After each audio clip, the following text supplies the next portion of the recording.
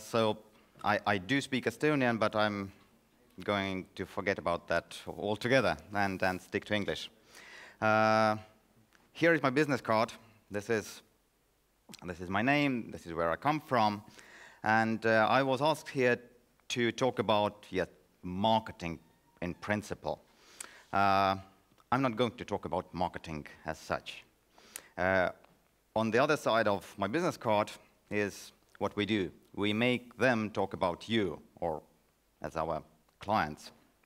So we want our clients to be famous, and that is exactly what you really want to do, to be, and to have. So marketing is one of the ways to achieve that, but far away from being the only thing. So fame is the subject of today's presentation. What do I mean by fame?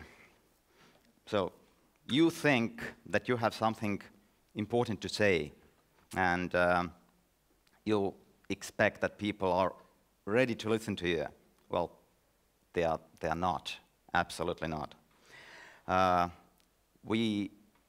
For ourselves, we are important. That's a prerogative. So this is where we all start. We have a great idea. We know it is great. We have to believe in ourselves. And we have no idea how far is that from the listener.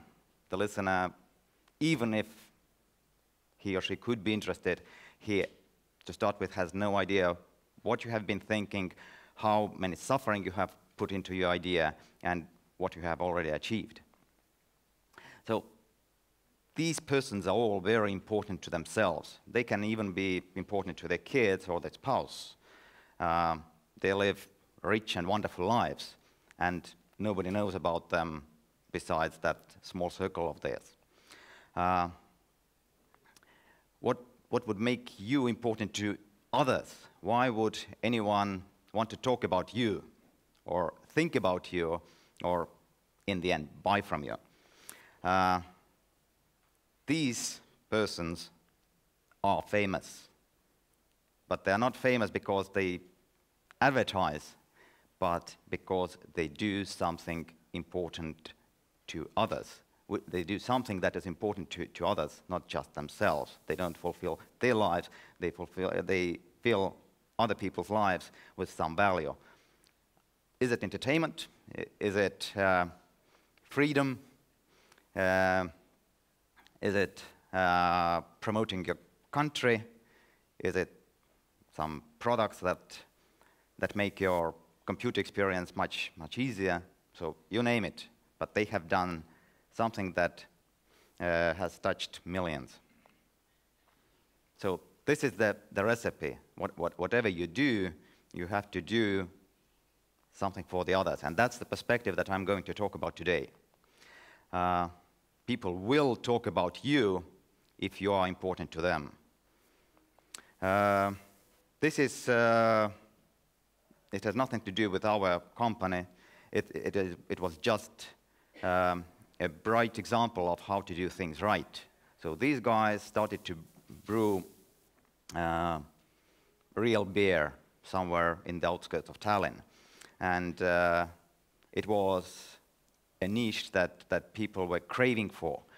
And they just didn't do their thing somewhere in secret. They were talking about how, where are they at any given moment. So they were preparing the public for launching long before the day one. So when they launched, it was not possible to buy a bottle of their beer because it was already gone. And the story has gone like that ever since. So every time they produce something, everybody buys that before it reaches any real outlet. So they did something that touched people, that made beer lovers think about them. And they didn't forget to talk about that. Most of you have some kind of either startup or an idea or something that you want to start. So just 4 check questions that you should ask to yourselves. What are you selling? Who are you important to in principle? Not now, but maybe in the future. What makes you special? Why are you not like all the rest of offering something similar? And why are you doing what you are doing? And don't tell me it's about the money. Well, all business is about the money, but that's not what drives you. You want to change something, you want to achieve something, and you have to be able to answer that question. We'll come to these questions back further on. I'm sorry, the wrong button. So I do come from Brand Manual. We were basically a startup 4 years ago. Now we feel already pretty confident, and we are a branding and service design consultancy. We had a lot of explaining to do what is service design, and we still have to do that. But basically, what we do is we close the delivery gap between business and customer perspective. So business is you. So you do something, you feel like a man in a corner office. So the world is in front of you. You feel like a king if you have something that you know that is good. People on the street between these high rises, they are surrounded by thousands of these businesses, and you are just a tiny speck in one of these buildings. So the perspectives are totally different, and you have to see your business through the eyes of a guy on the street. Again, whatever you are doing. Just a quick exercise. So let's talk about the executive automobiles. Here are 4 different cars, 4 different models. And you have to make a choice, just for the sake of an exercise. So how do you choose? So do you choose by the price tag, by how many horsepower they have? They all rear front-wheel drive and doesn't really make a difference in that class of a car. When I add some logos to it, now you start to think. Now you start to make preferences. Now you have an idea of what feels cool to you, and I would say that it has nothing to do with these particular logos. There is something behind these logos that ignited a chain of different associations, perceptions, feelings that are really making your decision. And even if at the beginning you thought that I will go for the most expensive one, like once a guy in the audience shouted out. So when you look at these marks, then you will reconsider, because you just don't like Mercedes for some particular reason. So when we talk about brands and famous brands, it is not just what you see. It's the tip of the iceberg. Again, the wrong button. The tip of the iceberg is the brand. It's how it looks, how it's advertised, how it's packaged. But there are very many things that build a brand from underneath. Brand architecture, how it is sold, how it is served, what else do they do? How do they have any? Do they support anything? Does the organization click together, or do they produce that using child labor somewhere in Indonesia? That all counts. That all builds your perception of the brand. So they all connected, and not just connected, they all influence each other. So if you mess up with one tiny bit, all the rest of that big brand Iceberg will change. And sometimes lots of money is wasted because people advertise and invest in design, forgetting about what's underwater. So to build a successful brand, you can't start with how it looks. You can't give yourself a cute name and a cute logo and a cute envelope and buy a flashy car where you can stick that logo on. You have to build it from within, from taking into consideration all these parts. And that's basically what branding is all about, or building your thing that will be famous in the end. So what is the definition of a brand? There is one sentence that I love that sums it all together. So brand is what people say about you when you've left the room. So think about that. It's about you as a person the same way. So you have left some kind of an impression. You can control some of it. Some of it just goes with you. And when you left, then people will have some kind of an imprint of you in their heads, and they will talk about you. And you better hope that they will talk about you, good things about you. So brand is a person's perception of a product, service, experience, or a company. So you are talking about what you are doing, what is your product, what is your development, which is an outcome of your business idea.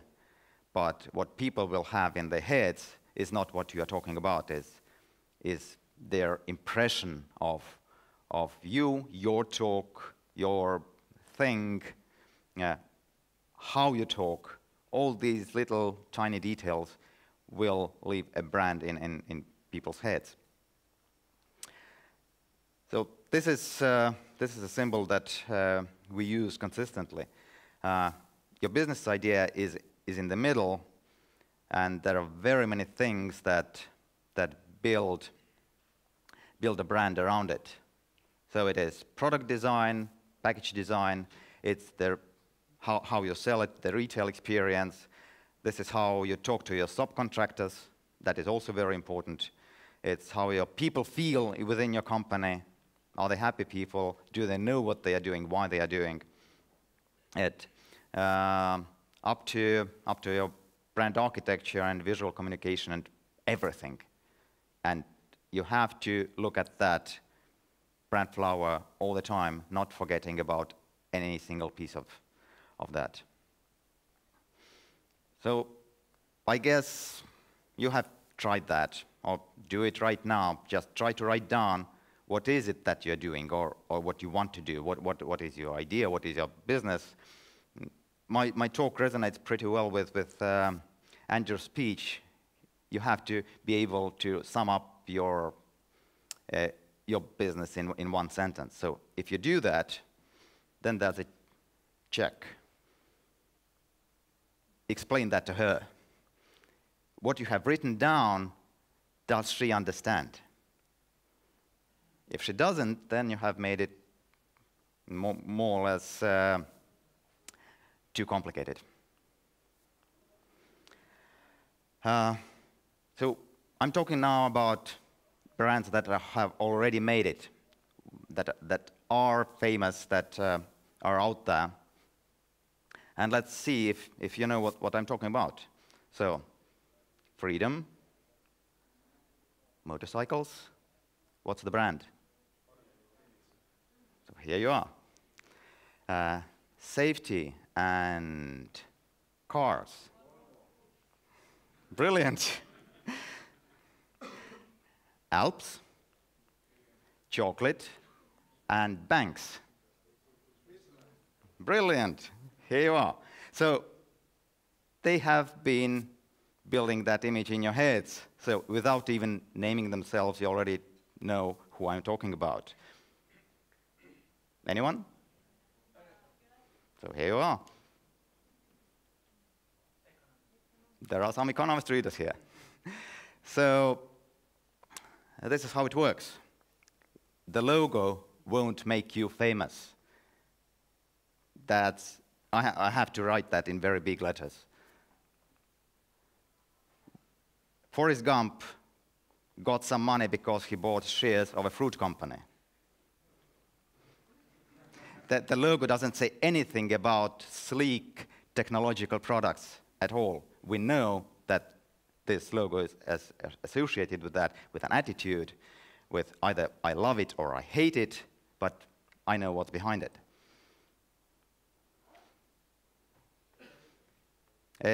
Doesn't say anything about oil, basically. Well, you can find a distant connection, but doesn't have a oil tower. But we know what it stands for again.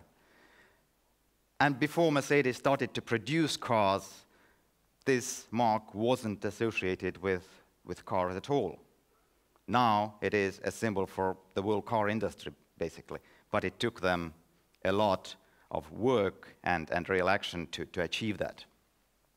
So this is your task to make your logo, package, however we name it, you have to make it famous. And that goes for your name too. If you have a name for your product or company, that's fine. If you don't, so don't worry about that too much. It just has to be pronounceable and registerable. But the meaning is something that you will put into that name in the coming months, years, and decades. You do have to be different. Otherwise, you will be just snapping on a market share of someone else, and you will never become famous by trying to be like next Apple or next Google or whoever. So you have to be special. So think about what is that special thing that you have to offer. What is unique about you?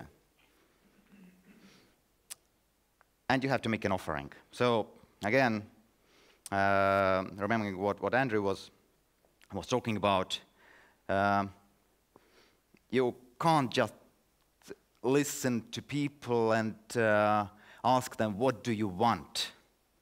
Because people don't know what they want.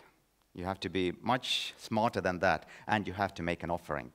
You have to figure out what they will want in the future.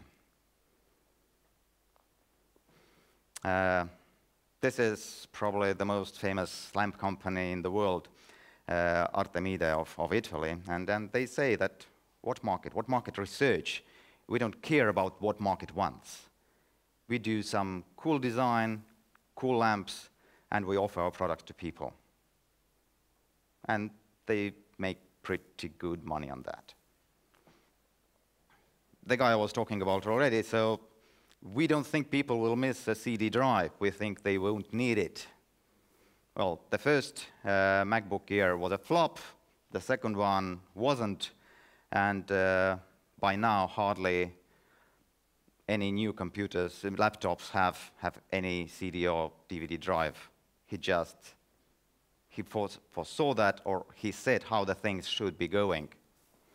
And you have to do the same thing. If you know that the thing that you do is good, that it works, then yeah, stand firm on that and offer that to people. It can be something very mundane, very simple. It shouldn't be like technological new invention. So this is one of our clients. Strawberries. So people have been selling strawberries on standalone stands for quite a while in Estonia. So if you go to a supermarket, there is that stand with strawberries.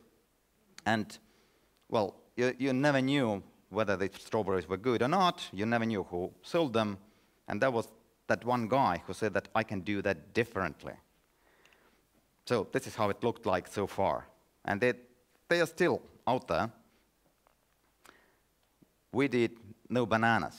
So the strawberries were exceptional, only first-grade product, either from Spain or from Estonia.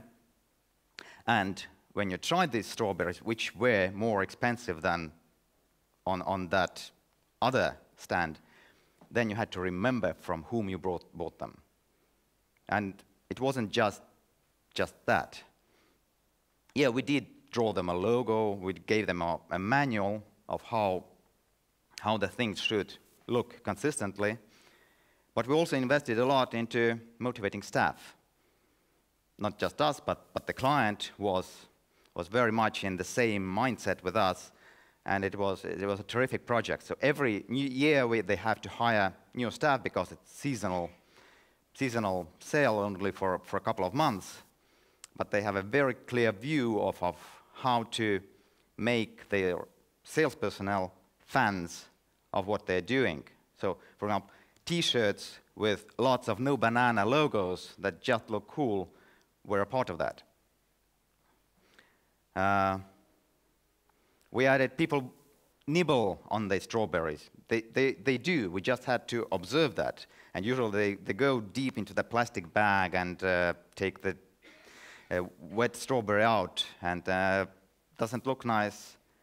So we did that. On one hand, we did that comfortable for them, so they can buy just one cone of strawberries, which is nice to hold.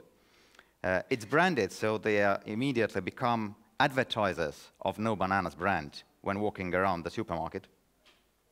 And it's also very nice money for No Bananas, because this €1 cone, the strawberries in that are much more expensive when you buy them by a kilo. So, and everybody's happy. Staff is happy, people are happy, and they are growing the business year by year. Our compliments to the designers of the stands, the Vaikla design, so you can modulate them depending on how big the space is where you can operate. They are provided with fridges, so everything is ergonomical. Strawberries are presented well. They have a functional website. So this all, you see, it all starts to click together. They are building their fame using the right tools. And this is what happens. So other ones notice, and they try to copy that.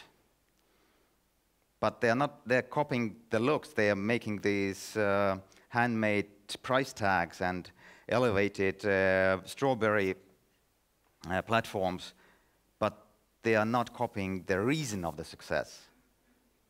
And actually, our client this spring, they lost a pitch. So they were pitching one of the big supermarket chains for having their stands all around Estonia, and the supermarket chain preferred this other stand.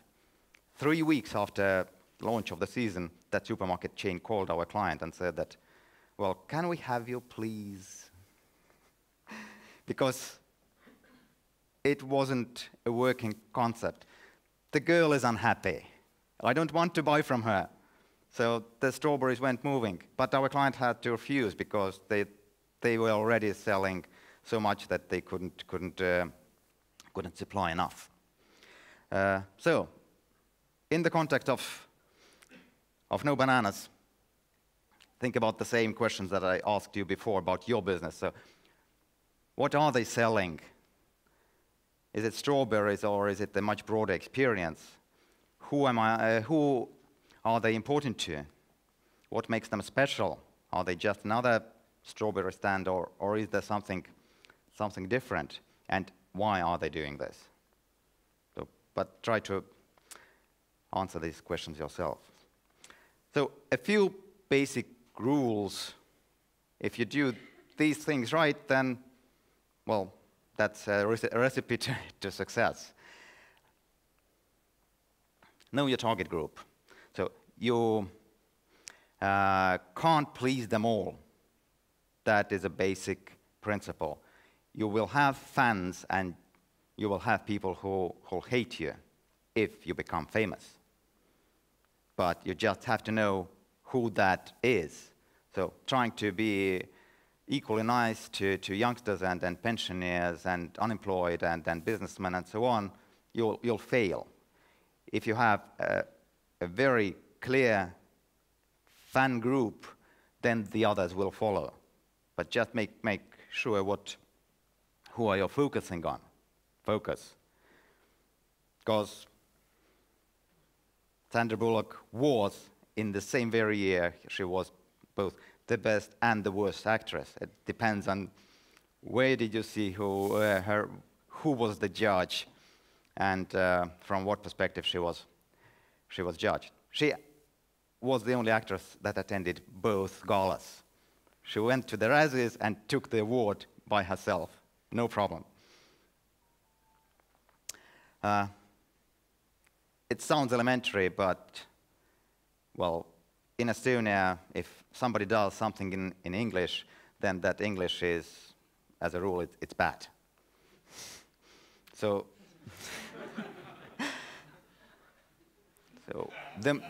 so the moment you go outside, have someone just check your spelling, because that will count a lot. Spelling mistakes, they appall people immediately.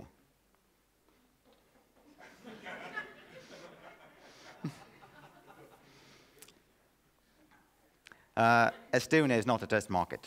So it may apply in some small instances, but it is such a tiny place that everything is niche here. And if you want to fly, then you have to appeal to everyone, which means which makes it already a bad place to start with. So our experience is with Thyman Rose, which was a startup that came to us, and that was the idea of an erotic shop for women. So erotic shops are mostly meant for men, and ladies feel a bit embarrassed to go there, and then they don't. So that would be a place where women would feel comfortable. But the mistake they made, they tried to open that in Tallinn on Roosikrantsi Street. And in Tallinn, you don't have the critical mass to do that. So they couldn't raise the money. Now we own this concept and hope to sell it to some, let's say, Polish, because Warsaw would be a big place enough to do that. And you have to know the competition. The question was asked here before. No, you don't have to copy them, but you have to know the context.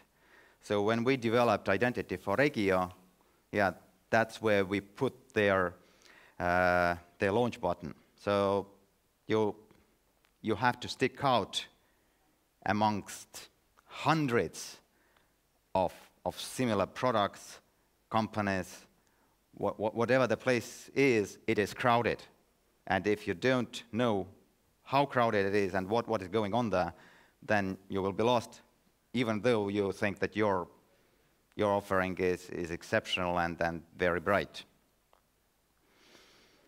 And do you understand cultural context? The cultural context here is different from the one in Russia. It is different from the one in Sweden, Germany, and wherever.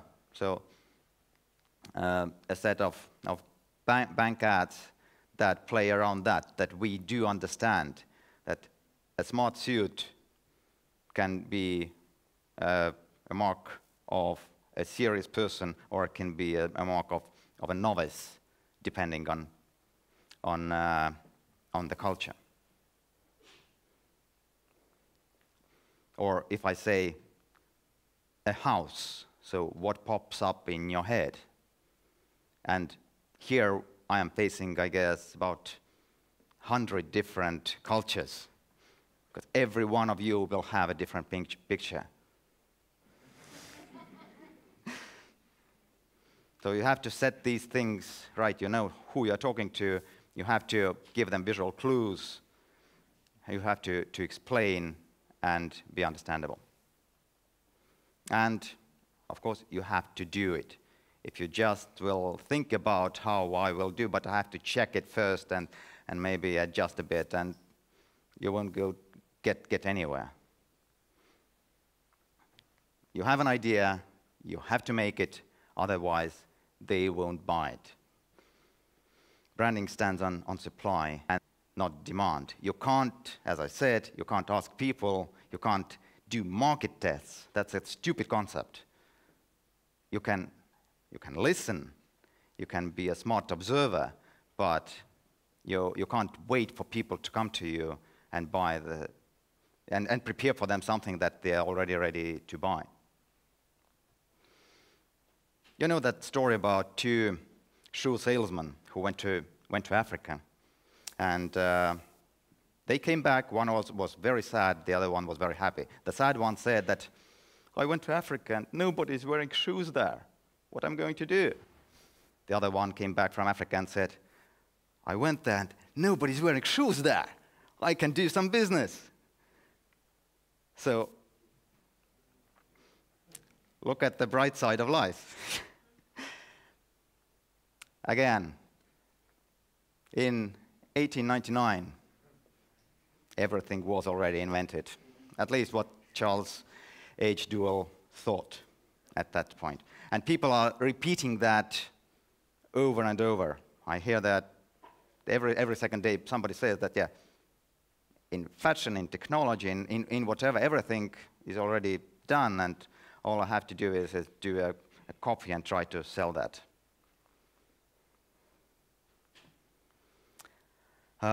Another case of our client is Ravakonda, which is a product, or it's not even a product, that's an idea. It is about motorcycles, about this cross-country racing. So these guys have to fix their own bikes. That's the format, which means that they do invent their own tools, because regular off-the-shelf tools don't work. They have 15 minutes to fix their bikes and go on the next stage. Nobody can help them. So there is lots of know-how out there, and Ravakonda guys, they just tapped on that. So what they did, they said that we'll harvest these ideas, we will, yeah, they are all there in the garages, and we will make them into products that are economical, that are stackable, that are compact, that are sellable. We will make you, the owners of the idea, famous, and we will make a lot of money on that, so everybody should be happy. And when they launch, for example, this is, do you know what it is? This is a moose changer. Do you know what a moose is? So this is the tube that holds air in a tire. So it reduces the time professionals spend on moose changing from 7 minutes to 3 minutes. And when they started selling that for 200 euros, they called us in about 2 hours and said, hey guys, can you change the price in the ads, because they're just, everybody wants that. So now professional motorcycle teams, I may be mistaken, but Yamaha and Kawasaki and KTM, the likes of that, so they are having that in their teams. And drawing a logo was a technicality that just had to fit the context. So again, the question in the context of Ravakonda, so what am I selling? Who am I important to? What makes me special? And why am I doing this? I can't say that, yeah, the idea is most important and however you present it is secondary. No, it isn't. God is in the detail. You have to go with the thing through. Looks are important.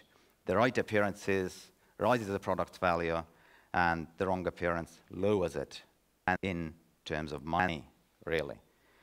So that's a story about a woman selling milk after the war, you know, coming from country and selling milk to folks in Kopli in Tallinn. And everybody who bought from her knew that it was a perfectly good milk, but she was dispensing that with that pot.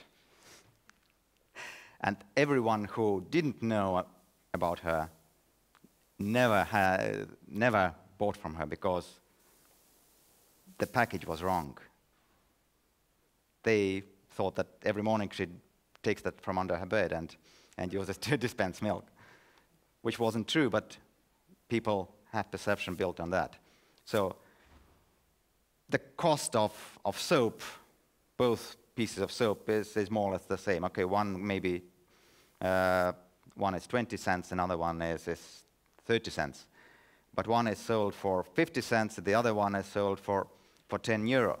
So how you present it matters. And nobody feels like they are cheated. They are willing to pay these 10 euros because it is an experience. They like to receive that, they like to open that. So if you invest in details, then it pays off.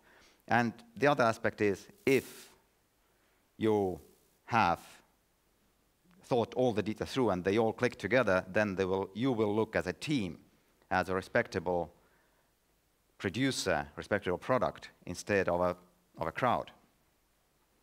Another example from our shelf, Travel Sim. So I'm not sure that you have heard about it, but it's an Estonian-based telecom company that has by now 3.5 million clients. So they're just not selling here in Estonia. And they have been doing that for a few years, and when they approached us, their task was that we want to look like a respectable product. So what we did, we drew them a logo, made them a package, we made them a lot of materials that they can go to fairs with, which are consistent again, which looks like the real thing. That is from the beginning. Now the number is 3.5. And after that, we also started to work on details further on. So it must be easy to buy, it must be easy to recharge. So all these small details that are important for users, you have to take care of them. So, and the most important thing, be consistent. So most of you are in the start of something. So that's the idea of today's event.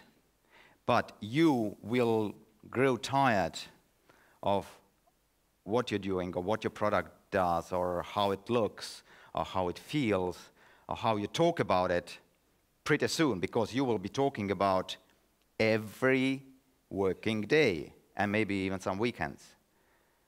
The people you are going to talk to, maybe they will notice in 2 years that you exist.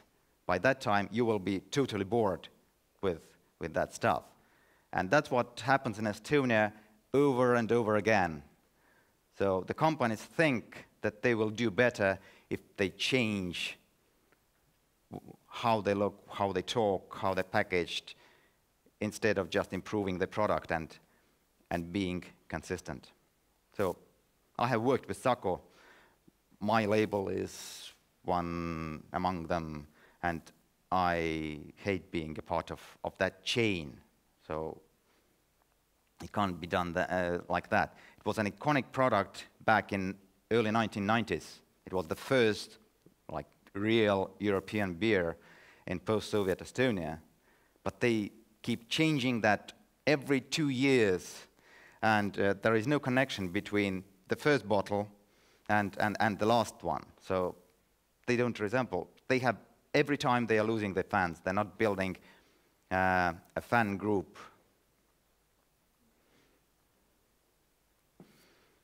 So this is how it should be done. If you offer a modern Budweiser to a guy in late 19th century, he will recognize it. It won't be alien to him. And that's what we also try to build. So this is Estonian beer that is famous elsewhere. They are selling it for 6 quid in London 4- and 5-star hotels. And the idea of building this identity on an old Ole Koch bottle, which unfortunately Ole Koch was not ready to sell under its own name because the Estonian market is so huge. So they sold the license to a few smart guys from England and who are selling it as Viru in Estonian colors with some Estonian writings because no other producer in the world can use that strange bird language. And it is all built on that, and I hope they will stick to that for decades to come. So their brand is built around appearances. In their case, that's the idea. And whatever they do has to reflect that. So we're coming back to that brand flower. So whatever you do, you have to look at that in a broader context of your whole offering.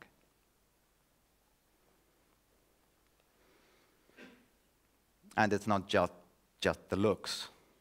I didn't even venture into service design with you guys right now. But you can do more than just visual sense. You can do music, you can do smell, you can do tangible stuff, you can do light and motion. So if you are famous already, then people will associate your specific smell and texture with the things that you made that made you famous. Look at BMW. It's not just cars. It's the factory that you can see from space.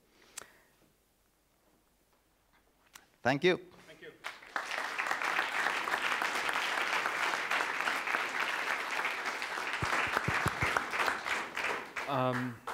I have one question. Recently, I've read that as a market is becoming more segmented, that people are identifying themselves in multiple roles, that the same guy is drinking one type of beer in one place and the totally other in the other place.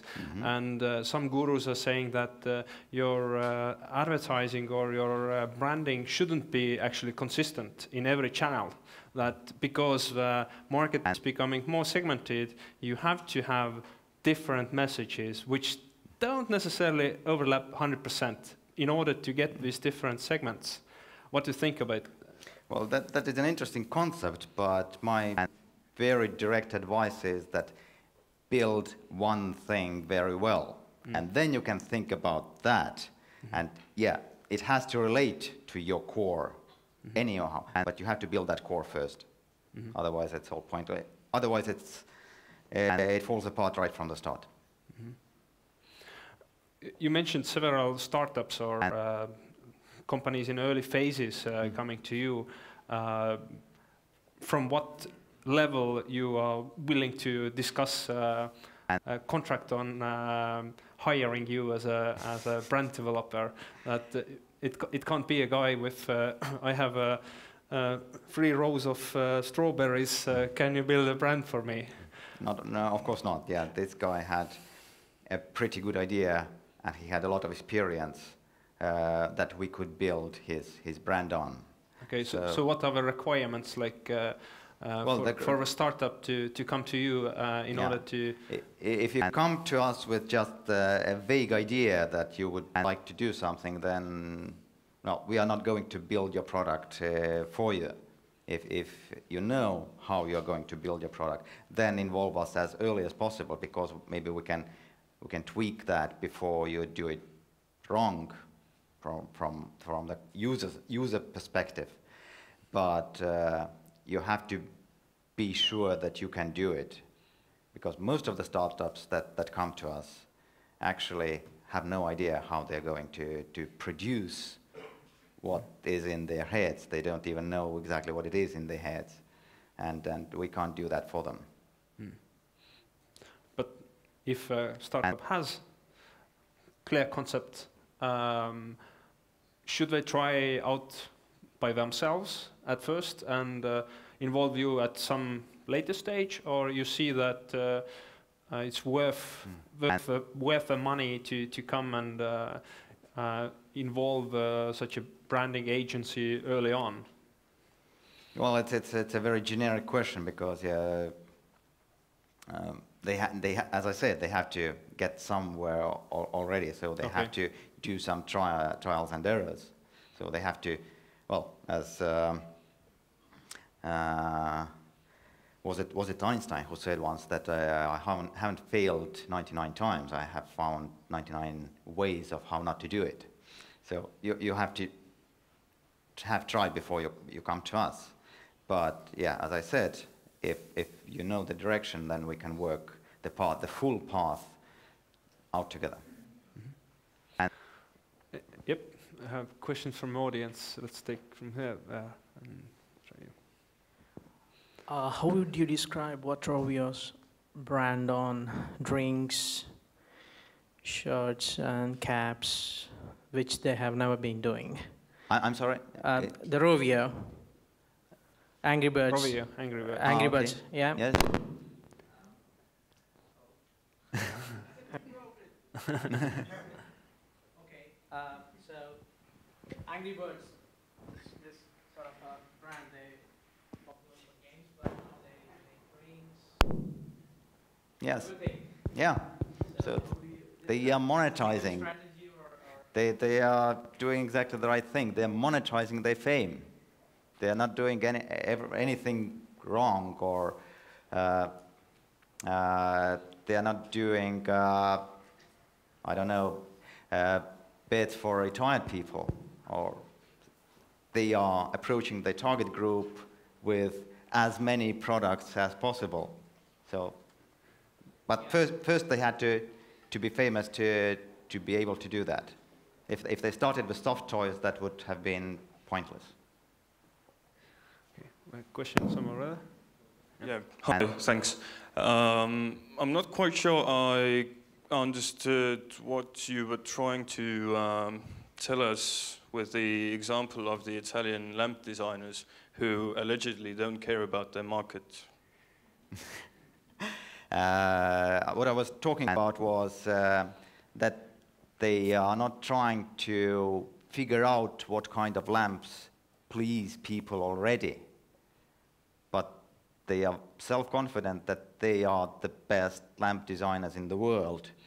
And if they are confident that this is a good lamp, then they will make it, and then they will give it to a public, and the public will love it or hate it. Right, so it doesn't really matter, do they love it or do they hate it? Of course it matters. If there are lots of lovers, then you will make money on that. Maybe there's also that it goes back to your suggestion that build something first and then you can grow it to other places. But the same thing about Apple, which is Steve Jobs was very good at promoting himself as a very visionary guy. Mm-hmm. And from one point he was, but even iPad was put together from pieces off a shelf. But there was no innovation. It was just a design package. And Steve Jobs, where you can argue that the Steve Jobs got to that point after he had followed the market. But the very first products, there was significant demand for that. And he served the demand until to a point he was an icon. And he could change the dynamics. You could argue that with these design guys, it's the same, that they are icon themselves. And because they do it, it's good. If somebody else does it, it's not good. So, but if the iPad wasn't any good, then it wouldn't work. So you can't fool people into buying your product. They will buy the first one, and then the fame will work against you. So once you're famous, you have an enormous responsibility. So anything that you will do will resonate. So if you do a shitty product, then it will be known across the world immediately. And an iPad was brilliantly made. But it was for Apple, it was a second try. The first, the Newton, was a total flop. Yep. But okay, let's take one question there and then give you a... I have a question.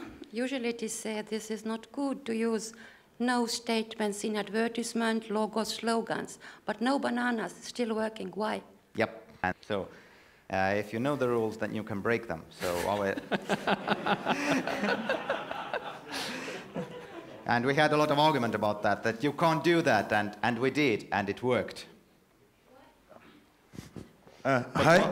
Because we had balls. and people remembered, and there was something to talk about every time you saw they stand. Okay, you talked about this target group. Can you tell me a little bit more about this target group of No Bananas? I think maybe you had it definitely targeted at. Can you highlight it a bit, please? Well, No Bananas is a pretty vague group of people. So anyone who ventures into a supermarket. So yeah, this is not a niche if you're going that direction. But there is a certain mindset. So if you go for a safe solution, if you want something that doesn't stand out in any way, if your car is grey and you try to blend in, then No Bananas is definitely not for you. So No Bananas, by being against something, again, define the target group. Okay, thank you very much. It was my pleasure. Travel guide for you also. Thank you. you.